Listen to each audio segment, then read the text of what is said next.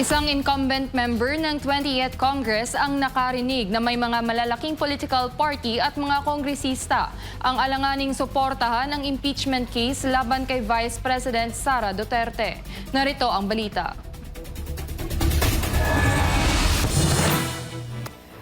Actually, marami na akong naririnig, no? Hindi lang dalawa, tatlo o apat.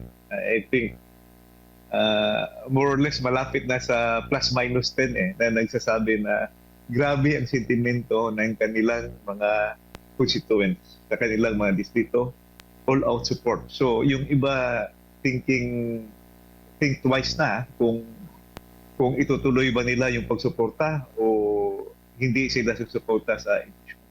Ito ang naging pahayag ni Davao City 3rd District Representative Isidro Ungab tungkol sa impeachment complaint laban kay Vice President Sara Duterte na inihain sa mababang kapulungan.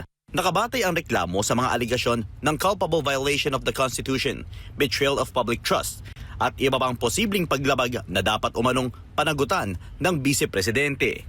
Ngunit sa panayam ng SMNI News, sinabi ni Ungab na hindi pinaniniwalaan ng karamihan ang mga naturang akusasyon.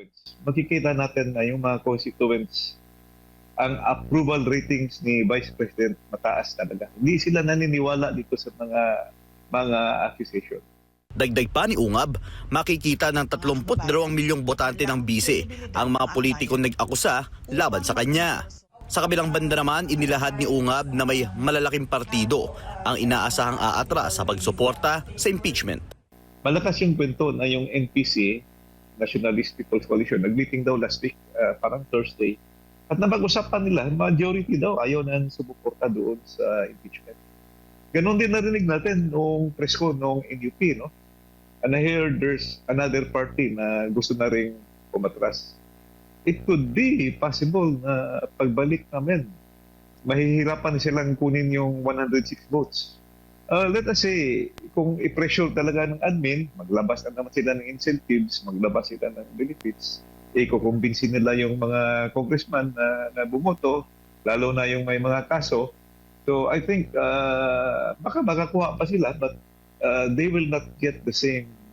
Sa huli, sinabi ni Ungab na karamihan sa kanyang mga kasamahan sa Kongreso ay nakokonsensya na umano laban sa ginagawa kay Vice President Sara. Para sa Diyos at Pilipinas kumahal, Franco Baranda, SMNI News.